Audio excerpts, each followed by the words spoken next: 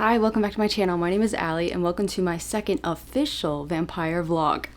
I haven't turned into a vampire yet. By the end of the video though, I'm going full vamp. The infection is spreading and I cannot wait. I do have a dedicated TBR, so let me show you what it is and we'll see how much I stray from that. I'm pretty confident right now that I'm sticking to it. Alphabetically, we have Blood Moon. I heard about this from Mayana. I think she really liked the beginning of it. Forgive me if I'm wrong. I think by the end she said it felt like Twilight fan fiction, and you know what? Didn't talk me out of reading it. This one has vampires and werewolves in it and it's at a university setting. We have Bury Our Bones in the Midnight Soil, BookTube's darling the past few months. This is historical. We're following 3 different women over 3 different time periods in 3 different places. Hot for Slayer, an Allie Hazelwood vampire banger, I'm sure. An Interview with a Vampire, my classic selection for this vlog. During reading sprints on my Patreon this morning, I read the first chapter of all of these and the first chapter of Space Vampire, and I would have to say the ones I'm most excited for are Hot for Slayer, because of course I do love Allie, and I think I'm just impatiently waiting for Mate to come in my aardvark box, so I'm putting extra love into this book and expectations. I'm gonna try to rein it in. But also, oh my fucking god, I just love how this is written so far. And of course I'll go into more detail as I start the books. I can't yap too much in the beginning. And I've decided to start it at night because like I'm turning into a vampire right now. The sunlight would just slay me. But I only have 4 days to vlog this because I'm actually doing a Patreon readathon called Vampire Weekend. This could be something that other people have done and it's called Vampire Weekend. I'm so sorry if it's something that you've heard before. I was just being a nerd and thinking about a band I liked. But that's what I'm vlogging. My experience reading these vampire books and participating in this readathon, and I figured I'd take YouTube along with us. I created a bingo board. I'm a whore for a bingo board, so you know I had to black this out. And yeah, just various vampire shit happening. Exclusive vampire shit. Ew, do vampires even shit? I don't know. I guess we're about to find out, Ruby. Ruby's already a vampire. I think octopi are somewhat vampiric. They like suckle. Sorry, I guess we suckle too. Oh, okay. But since I want to get the ball rolling, I want to get some momentum, get a book under my belt, I'm going to read Hot for Slayer. Mostly because like, I wanted to keep reading. And I think I could get it done tonight. Might take me 3 hours. It's like 7:30. Let's do it. Girl's about to have her blood sucked for the weekend.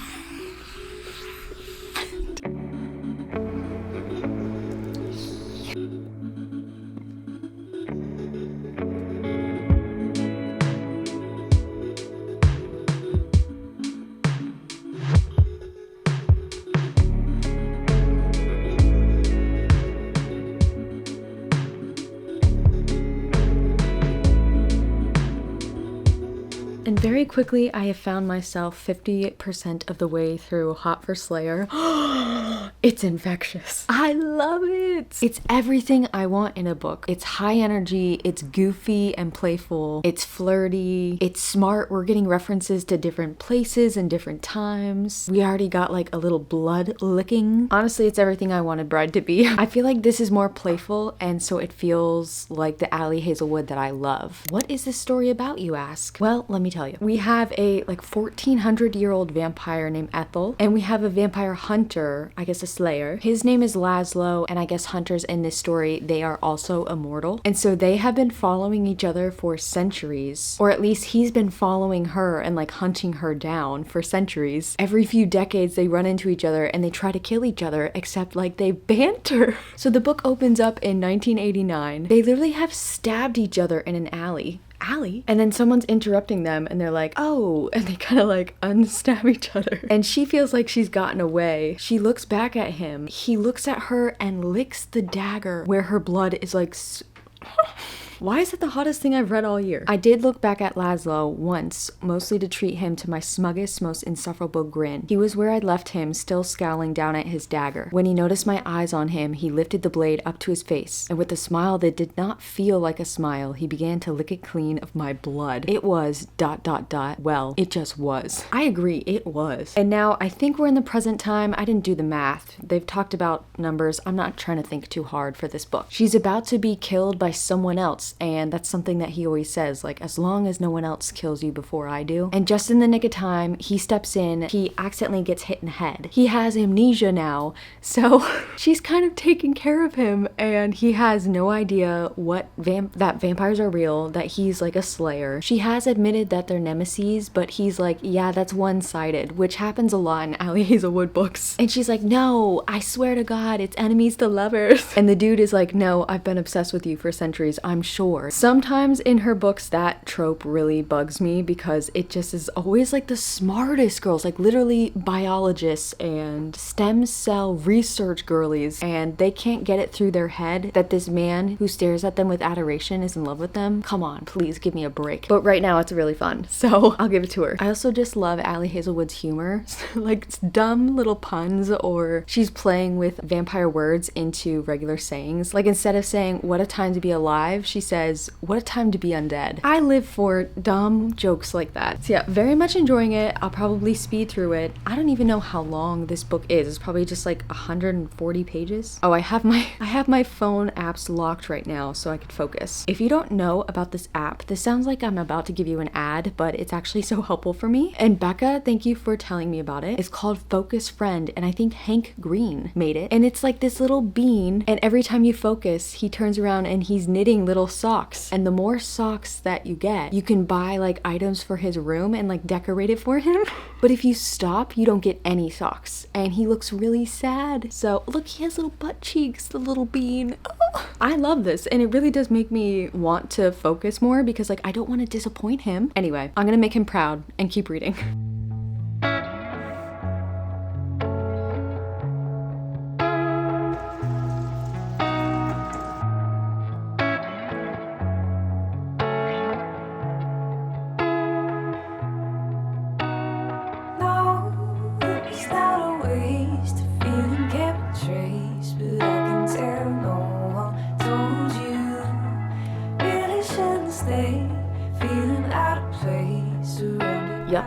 Yep, 5 stars. 5 stars. I'm not kidding, this book is like perfect for me. There's a little action, it's so fucking cute, there's wholesomeness in it, but there's also gore, there's blood drinking, there's some lore. Now I'm rhyming. It was sexy, but it wasn't overly smutty. This is the perfect short story romance book. Oh my, I love this so much. I'm surprised because I knew I would very much enjoy this because I love Ali Hazelwood's writing and I love vampires and I love romance. I just didn't think it would be so perfect. I think I have my doubts whenever I read a short story from a full-length novel author because I just don't trust that they are able to wrap it up concisely without it feeling rushed. But how could I doubt this woman? How could I doubt her? She's a literal genius and she's done it again. That being said though, is this my first 5-star Ali Hazelwood book? That might be true. Wow. Wow, I'm even more excited to read Mate now. I can't really tell you anything else because it's a very short book, but I'm delighted, clearly. There was a quote in here that kind of called out that trope I was talking about that frustrates me. And whenever an author or a book calls out the thing that is frustrating, it makes me immediately less frustrated. And I feel like Ali does that a lot. She makes her characters admit their own faults and like, thank God. I'm not gonna give you any context here, but the quote is, if you're not stupid, why are you acting like it? Oh my gosh, I love this little book. Now, I did get the audiobook from NetGalley and I tried to listen to it today. Wasn't a real fan, and I didn't really even listen more than like 3 pages of the audiobook. The main character had a British accent and it sounded fake to me and it was quite distracting. I think with Ali Hazelwood though, because she has such a quippy way of writing, I really like it dry. I don't even know if this makes sense, but I sort of read it in my mind with a dry tone, and that makes it funnier to me. Whereas sometimes when I'm listening to someone else do it, they don't do it dry, they do it like over dramatic, or they do it too quirky, or it's too, I don't know. I guess I'm really picky. That shouldn't be a shock. But wow, we are starting off great. I need to start getting ready for bed, but while I'm in bed, I might read some more of Space Vampire. Let's move over here so we can have a nice clear transition of topics. But like I said, I read the first chapter earlier this morning and I wasn't wowed by it. It was kind of giving Ice Planet Barbarians though. Like we're in a spaceship, a woman is being held captive. She's like a pet to the aliens, and I don't think it's like sexual. I think they literally just like treat her like a dog. They put little bows on her. And apparently a vampire clone, two things I love, ends up going on the ship, and that's the love interest. So I'm excited to read about that. Probably won't have any more updates tonight though. So before I go to bed, first of all, let's see how many socks my little Bean has made. Now you can rename him, but I just keep calling him Bean because like it reminds me of Even Stevens, but he's so cute and he's a little bean.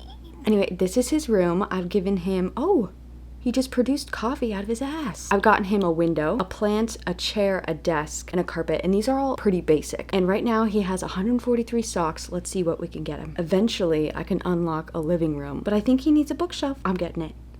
Yay, Bean. Bean, I just want to spoil you. Look at him. He has little books he can read now. I'm so happy for him. I hope you enjoyed that. That was so random. I was not planning to do that. More importantly for you, not for me, Bean is my baby now. I really need a pet. My God. Let's look at the bingo board. Editing Alley, pop that shit on here. Okay, technically this was a new release and I believe the cover is red, so I could cross it off, and it's a vampire book. We got a bingo right away. I do feel like that's cheating because I'm planning on reading like 4 books if I can. And also I did read during the, am I able to black this out today? No. Man, I should have made like a super hard version, but then I would be a little stressed out. So we're just gonna have fun with this. By the end of the weekend, we will eliminate all of these. Good morning, vampires. And yes, the sun is up and I have not turned to cinders yet. Transformation, not over. I am now halfway through Space Vampire. I'm on reading sprints right now. Do you want to say hi? Hi!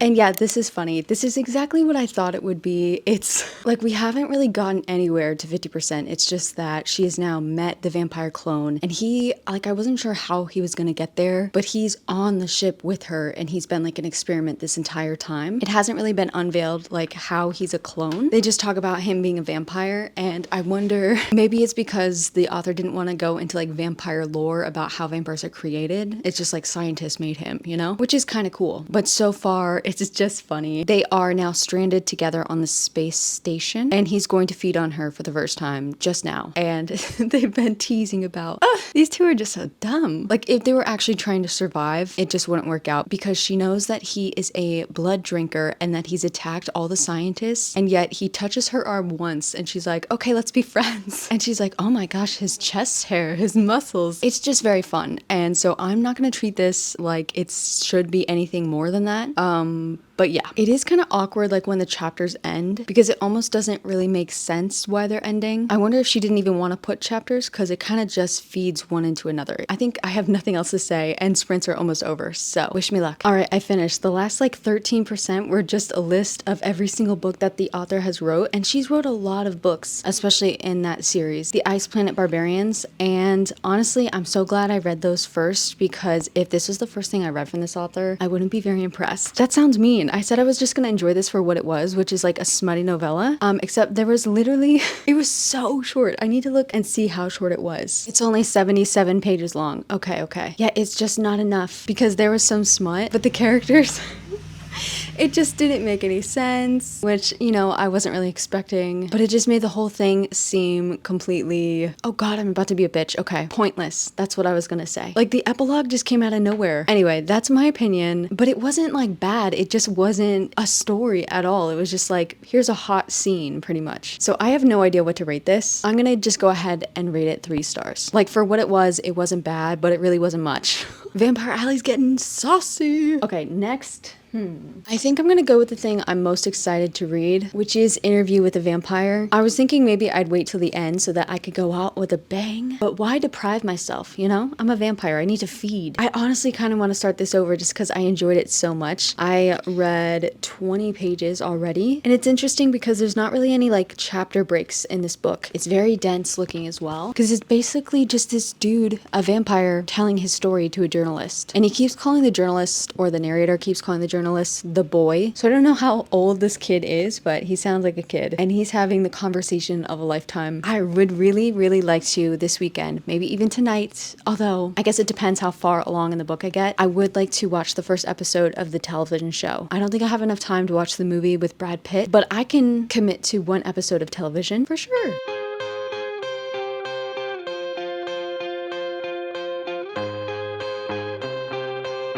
That summer sun has got me hazy.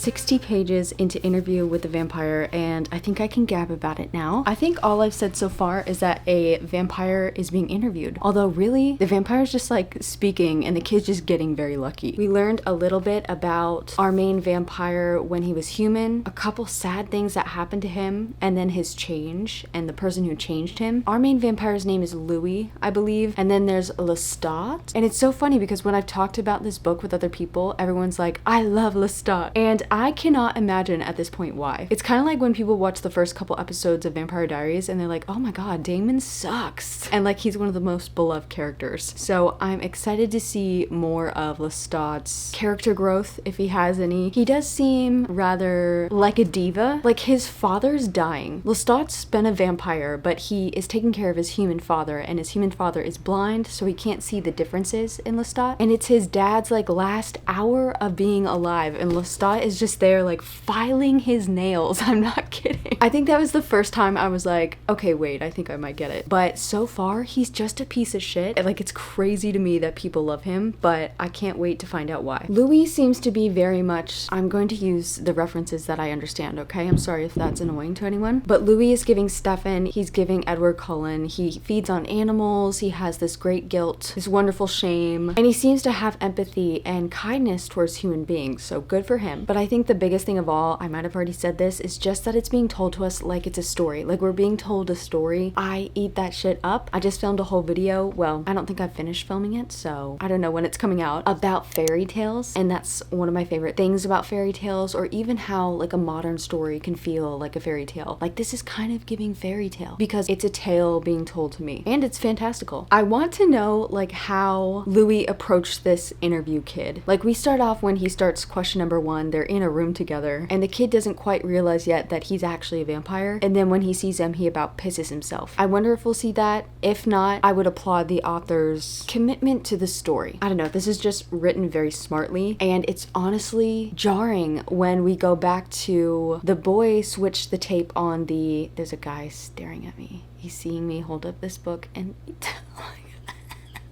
okay, we're in the clear. It's jarring when they say the boy had to change the cassette, or the boy looks scared, the vampire side, because I forget that we're in this room. I get very lost in the storytelling that the vampire is doing, so good for him. And that's also my favorite thing about being told a story within a story. You can tell it's good when you forget that the stakes are actually pretty low, because we already know our vampire is like living, we already know he's here, we know he's safe, I guess, we'll see. The only other note I have taken so far is that Lestat sounds like a gaslighting ex. He's the one who changed Louis, like I said, and he's like, you need me, Louis. And Louis has quickly figured out like that he's much smarter than Lestat and much kinder. At one point, Louis says, by morning, I had, like literally the morning after he turned into a vampire, by the morning, I realized that I was his complete superior and I had been sadly cheated in having him for a teacher. But then there's also like this weird brotherly tension, or are they gonna be lovers? I have a tendency to make up romance plot lines, but like when Louis was being changed into a vampire, he was talking about Lestat's lips on his neck and how it felt passionate. And then Lestat keeps begging to like sleep together in the same room. And on Louis's first night of being a vampire, or I guess morning, Lestat's like, no, you literally have to sleep on top of me.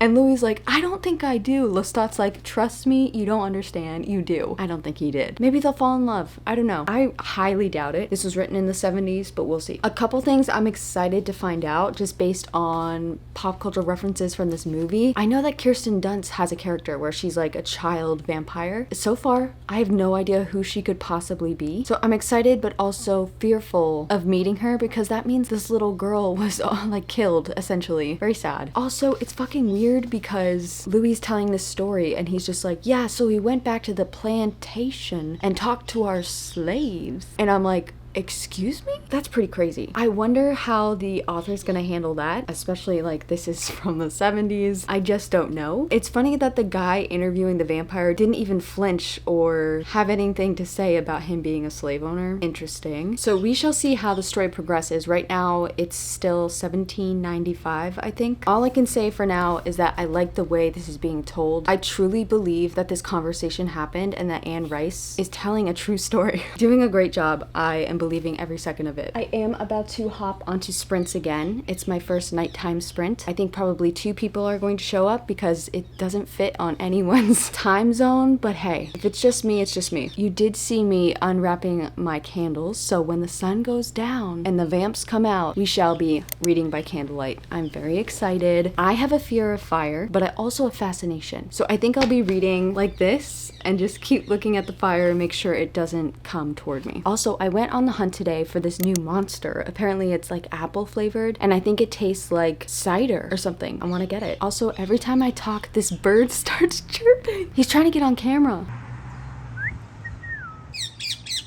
Jump scare. It's like over a week later, but Grant brought this home for me the other day. Also, I might have Oreos in my teeth, I'm sorry. And I need to try this out. It is called Bad Apple.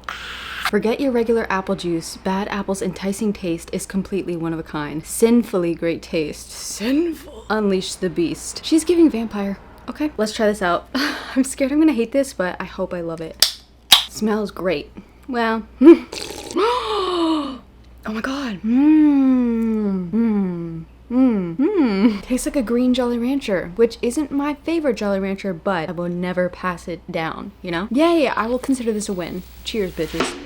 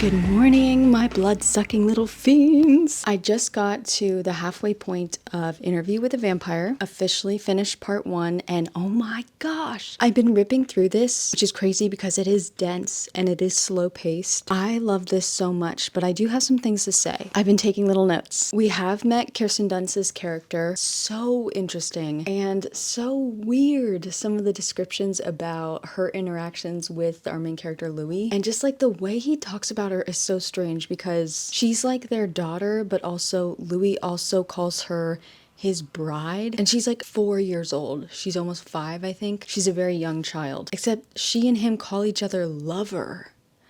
It's just so uncomfortable, and the author is clearly trying to make us feel uncomfortable with it. It's not like, you know, sexual, but I just hate the words that they're using to call each other. It's just so gross. And even some of the descriptions. When she speaks one of the first times to them, Louis says she had a voice equal to her physical beauty, clear like a little silver bell. It was sensual. She was sensual. And I'm just thinking like, well, maybe that's just a word that has a few different meanings. Let me look it up. But I literally just underlined it and wrote ew, but then it kept happening. Words like that, him calling her bride, it's just gross. I wonder what the author's trying to say. Like, obviously Louis wants a companion and he sees Claudia is her name as an equal, not as a child, but it's fucking weird, and she's very much making us want to see how weird it is. Define sensual. Relating or involving gratification of the senses and physical, especially sexual pleasure. It's uncomfortable. Yikes. And as she gets older, her mind is aging. She's becoming an adult mentally, but she's still a child. I literally just wrote in the margins here, question mark, stop, please. More and more, her doll-like face seemed to possess 2 totally aware adult eyes. And innocence seemed lost somewhere with neglected toys and the loss of a certain patience. There was something dreadfully sensual about her lounging on the settee in a tiny nightgown of lace and stitch pearls. She became an eerie and powerful seductress. And I just wrote, please stop. And I guess seductress for them means that she has the ability to manipulate humans so that she can feed on them. She literally like will go outside and be like, can you help me? And then be like,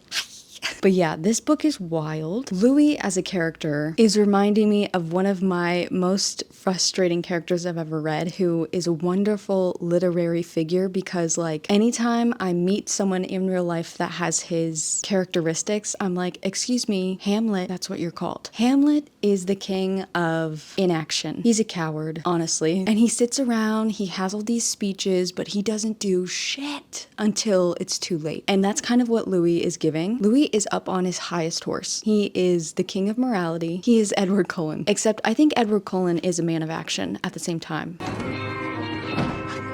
Louis instead will be like, no, we can't do that, and then sit around and watch everyone do the things he says that we shouldn't do. And then afterwards, he's like, I can't believe you did that. You're so evil. It's like, bitch, you stood there and watched them do that. And again, I think the author is just doing a great job writing this character because he's frustrating. It's funny listening to him talk about his morality, and then he'll be like, yeah, I killed many people.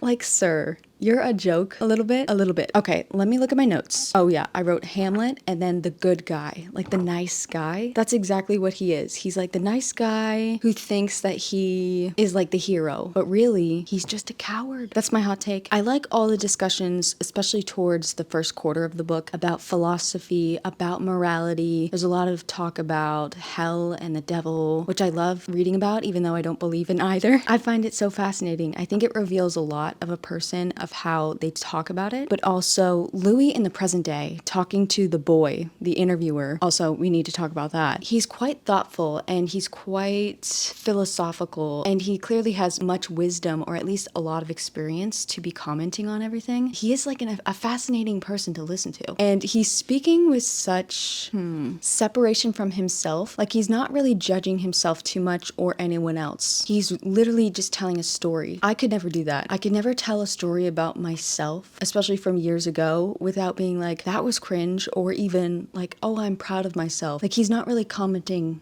on it. It's pretty cool. Pretty interesting. I just wonder some things. As for the interviewer, it's funny that this is called Interview with a Vampire, because like, this is not an interview. The boy isn't asking questions, and every time he interrupts the vampire kind of smiles at him and he's like, would you like to hear my story or not? It's kind of funny. Also, what is this kid thinking? I can't imagine. Oh, there was a scene when we first met Claudia where Lestat does something completely like and I said out loud, oh my God, like out loud. And then the interviewer said, good God. And then the next line, Louis said, yeah, I probably said the same thing. And so I felt like I was in the room with them.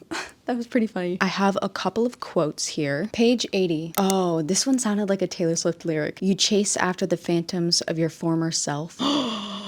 I would just like to sit and think about that sentence for about 12 hours. You chase after the phantoms of your former self. That is haunting. It's haunting. I also like the discussions, and it's one of my favorite things to read about in a vampire book or a monster book, about how vampires kind of are animals, and how, yes, they still need to eat. It was one of my favorite things in Thirst, because our main character, she wasn't like Louis, and I think that's why I liked her. She was just unapologetically a vampire. She's like, yeah, I might take pleasure in your company for a little bit, but then I'm gonna suck your blood and kill you. And Lestat and him had a pretty interesting conversation about that. Also, the first true paragraph break was like page 94. That's crazy. I have a big underline here. Let me read it. Oh, I think this one scared me because it sounded like something I would say about myself. I'm a little concerned. I'm convinced that Lestat was a person who preferred not to think or talk about his motives or beliefs, even to himself. One of those people who must act. Such a person must be pushed considerably before he will open up and confess that there is a method and thought to the way that he lives. Maybe it didn't completely remind me of myself, because sometimes I spiral in my head about my motives. So much so that I start to come to the conclusion that I had no motive. I just have too much time on my hands, I think. But it's interesting here that he's saying that Lestat is one of those people who must act, because like I said, Louis is the character who must not act, who is incapable of action. Hamlet, I tell you, Hamlet, get thee to a nunnery. There's a very interesting quote on page 95, but I cannot tell you it because it's a spoiler, but I really would like to talk about it. It's regarding Louis and some of the things that he will put up with and some of the things he won't, and it's kind of ridiculous. On my notes, I say on page 100, there's a good quote. Let's see. All right, he's talking about how time is for a vampire.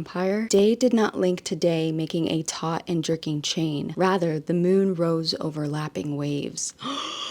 I love it. Oh, and on the same page, there was another uncomfortable thing with Louis and Claudia. We were laughing, we reeled about the room as if to the wildest waltz. Father and daughter, period. Lover and lover. Why? Like, why, Louis? Why are you saying things like this? It's just so uncomfortable. But it does make me so glad that I know a woman wrote this for many reasons, but also I think the idea of a child woman being controlled by men and seeing her rebel, it's very fascinating for sure. And I think that's all my notes, and I've been yapping for a minute. So for the rest of sprints, I think I'm going to pivot to a different book just because I really would like to revel in the writing here, lay down, get super focused, get some pens out. I have no idea what's coming for the rest of the book. I am very excited, but like, damn, this is pretty gory. It's pretty dark, but it's fascinating psychologically, philosophically, all of the adverbs, really. I think right now I'm going to switch to Blood Moon just because I think this is going to be fun, easy reading. We'll see how far I get.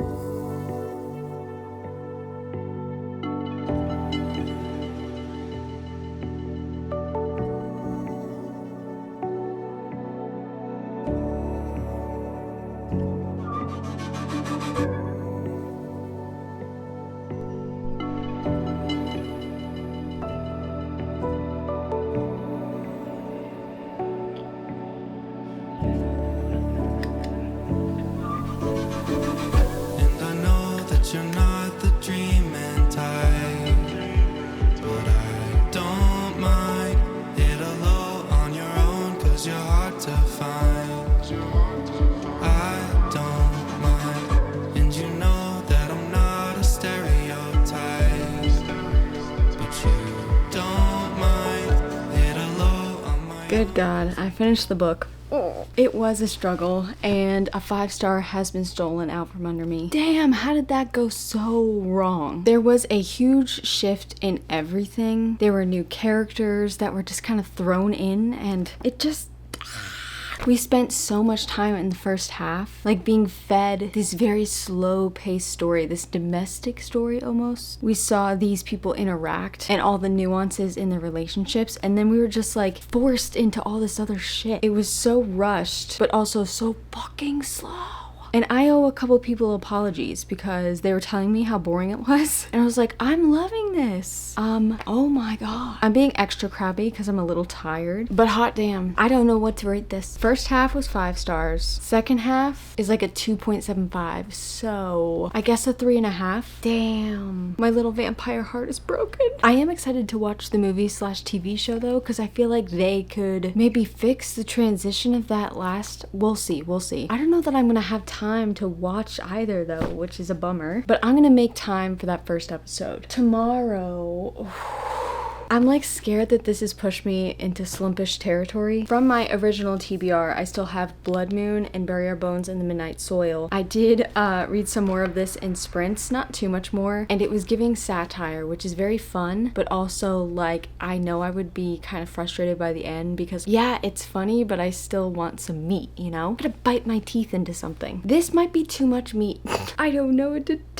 I just don't know that I can handle this right now. But you know what? I'm gonna get a good night's sleep, see what the vibe is in the morning. As for the bingo board, we can strike off reading by candlelight, obviously. Also, my candles started dripping. Look how cool they look. You know what's crazy? I kept looking over at them. I was very distracted by the flames. Not once did I see the wax drip. Look at this. Like, I don't even want to burn it anymore because I just think it looks so fucking cool. Also interesting to note that the spiral candle burned at twice the speed. Not sure why. And then yes, tonight I did drink some blood, so we can strike that out. And I've now read a backlist book with this baby. So tomorrow I will need to listen to a spooky playlist. I got a couple suggestions from people, and I'll need to vamp up my look. Ow! Oh no!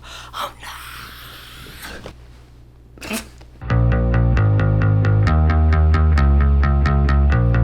Guys, I think my transformation might be happening. The sunlight is hurting, but these glasses make it feel better. My teeth still haven't fully come in, aka the ones that I bought don't fit on my little baby teeth. But yeah, I think I'm an official vampire. Is it embarrassing that I'm 31 years old and this is so much fun? Maybe. Maybe not though. I actually can't even really see, so let's see if these will sit on here. That's probably embarrassing. What up?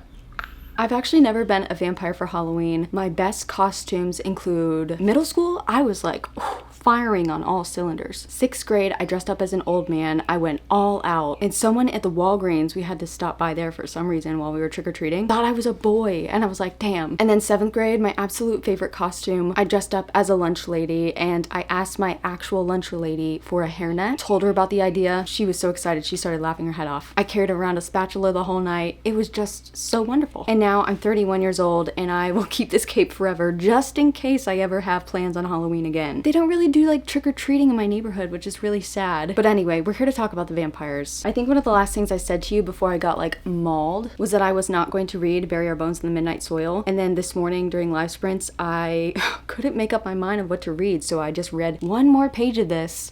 Hooked. I am hooked and I'm now 88 pages of the way through. 8's my favorite number, by the way. That's a good sign that I'm on the right track. I am absolutely loving the writing. Maria, she's giving everything to me right now. Let me tell you what this book is about, and then I need to turn my fan on because this is getting a little hot. But Bury Our Bones in the Midnight Soil, whoa, follows 3 different women over 3 different time periods in 3 different places. We have Maria, Alice, and Lottie, and at the beginning of each of their sections, it says when they die. And it took me a minute to realize that. I thought it was like the year that the chapter was set in, but then I noticed like time was passing by for Maria, but like it still said 1532. It says D there, so damn, it's coming up. But yeah, 1532, that's a long fucking time ago, and I think that's why I like her chapters so much right now, is just that it feels old and it feels creepy, just like this medieval feeling. Maria, she's giving Catherine Pierce. She is a bad bitch and she knows it. By the time that she's like 18, maybe 17, yikes, she's decided that she wants more than her small provincial town, and so she gets her sights on like a duke or a viscount, I don't know, yeah, some rich man, and she feels like she cons him into proposing to her. But then as we see like a year of what being this wife is like, yikes. It just sounds so awful. She's bored. She's not allowed to go anywhere. She's hardly allowed outside. Her husband doesn't give a single shit about her except for to put a baby in her belly. She has made a friend, but yeah, it's giving, damn, I'm sorry, girl. But also she does have such a rich spirit, so I don't think there's any stopping her. I think and hope that she has a Carrie moment. The funniest lines for me so far are when her really cruel stepmother talks shit about how red her hair is. Maria likes to tell us what she would like to tell her about how she cannot wait till she's buried in the ground and then she can dance on her grave. Maria. Ooh, this book. We've also gotten some insight into Alice. We've only spanned one night and one morning with her, but instantly we want to be her friend because she's nice, she's a lesbian, she's sad, she feels lonely. I think it's her first year at school. She's from Scotland and now she's in Boston, and we see her get lucky. I'm so happy for her. And then we see her hungover the next morning, which, yikes, that kind of hurt. I feel like authors, by the way, not a vampire thing, but just a good writer thing, they do such a good job of describing a hangover and making you feel like you're about to barf. I don't know how they do it, but like, good job to them. And then Lottie is a big mystery, very much V.E. Schwab trying to get us intrigued about Lottie. She's only had one chapter, and I don't think we're gonna get much until later. V.E. Schwab is definitely saving her for a good part. And now I'm wondering, I have a theory. I feel like I probably am wrong, but it's a theory. And if I'm right, I would like it known. So yeah, Lottie has had one chapter. It's the shortest chapter, and it doesn't say when she dies, except for, I'm pretty sure they say it on the flap, so we'll see. But yeah, I'm loving the writing. I think the biggest gripe I had with Addie LaRue, beside like not caring about a certain relationship dynamic and really wanting more of another relationship dynamic, I'm trying to be as vague as possible, is that there was a lot of repetition in what was happening in the story, but even more so the words. If I recall, the writing would sometimes repeat line after line or word after word like 3 times in a row, and it would be like every fucking page. That's what it felt like. That's probably an exaggeration. And there have been 1 or 2 times where the characters do that. They say this, and I'm like, no. But it's definitely like not annoying me at all. Like it was just 1 or 2 times. So I am on the lookout for that, and honestly, if it hadn't been such a big thing in Addie LaRue, I probably wouldn't have even noticed. But now I'm gonna notice. I should maybe make it a drinking game. I don't have any alcohol, but I've got plenty of monsters. But that's crazy. Like I was gonna not read this, and right now I'm absolutely loving it. And this could be a situation again. Where's Wood? Oh, where it's 5 stars at the beginning and like 2 stars at the end. Actually, Addie LaRue was kind of like that. But you never know. I think that's all I have to say right now. I'm in a yappy mood, clearly, so I think I need to and save it for the next update. But yeah, I hope you like my costume because I literally just bought it for this video. All right, I need to go drink some blood. Peace out, bitches. Distraído reconheço, travado no meu jeito, guardando traumas que apaguei. quando chove no viro sol, com os dedos me faz girar. E quando fecho viro nó, me leve pra outro lugar. Como queria te deixar entrar, então deixa. So I think I officially made it maybe 1/3 of the way through. I think that's a little bit more than 1/4 of the way through, but it's getting late and sadly, or luckily, my wound healed, as you can see. And that's why my teeth didn't come in. I am not a fully fledged vampire yet. It's gonna take another vlog at some point in the future. And so yes, your girl does need some rest. I'm kicking myself though because why didn't I read more of this today? It's always Sunday. I get the Sunday scaries even though I don't even have like a real job anymore, but I will be finishing this book. It's probably gonna be incorporated into my next vlog, which is going to be mood reading based. Otherwise, it'll be in a wrap up either this month or next month. I don't think I want to wait too long to finish it though, because first of all, it's a library book, which yes, I did accidentally get a tiny piece of my Sharpie on. I hope they don't catch it, but they always do, and I get a fine. I'm a menace to the library, I swear to God. Especially because, like, there's only been one other person that's gotten this book. But also because I am loving it right now, and it is 5 stars. This is a book, like, we know it's about vampires, and we're assuming that the girlies are gonna get turned into vampires. And so I didn't think there was gonna be much plot or many surprises. I thought it was just gonna be a deep dive into these characters' lives. But damn, like, back to back, 2 different characters, 2 things happened that I was not expecting. Sincerely delighted. The writing is just so good. I also think I might want to purchase a copy because I'm tempted to underline everything. That's something I really did like about Addie LaRue, is that it was very poetic. I like this author's writing style. It's just so damn pleasant. So yeah, we shall see about the rest of this, but I'm so glad I continued and I didn't just put it down until whenever. I have now broken the ice and I have how do you say that? I've plunged into the depths and I'm addicted, okay? It's blood. So as a recap, I read 1/4 to 1/3 of this book. It's 5 stars so far. Keep your fingers crossed. I read these 2 very fun vampire romances. Ali Hazel was getting 5 stars. I can't believe that was just a few days ago, but it was just a delight. It was so fun, cute, fast-paced, and energetic. What more could I ask for? This, I could ask a little bit more, but it was fine for what it was. It was 3 stars, very quick. And then I read this classic, which I absolutely adored and will be rereading the first half. Second half, also, I forgot to mention that there was something around, I don't know, the last third of the book that was giving me circus energy. And something about me, I hate a circus energy in a book. So random, so specific, hate it. Was definitely getting it in that part of the book. And I think if you read it, you know exactly what I'm talking about. Maybe not, though. It was a performance of some kind. It would not end. But I loved this author's writing enough that I will be continuing and I will be reading at least the second book. I know it's following Lestat, and people go crazy for Lestat, so I would love to learn more about him. At the end of the day, I think I'm giving this 3.5. It is the kind of book though where the writing was so good and the first half was so good that it might grow over time up to a 4 star. It could also sit down to a 3. It's one of those books, time will tell. But I've had so much fun on this weekend. It was like 4 days. I just love vampires so much. I love reading so much. I love yapping so much, clearly. And I've just had the most wonderful few days and I got to be goofy as fuck on camera, which yeah, is a little cringe, but it's fucking fun, okay? Arrest me. I'm gonna go for a midnight stroll and see if any vampires want to hang out. I'll see you later. Goodbye. It's the morning after finishing the vlog. I'm looking a little rough, but I forgot to watch the first episode of the TV show, so I'm gonna watch it with my breakfast and I'll let you know what I think.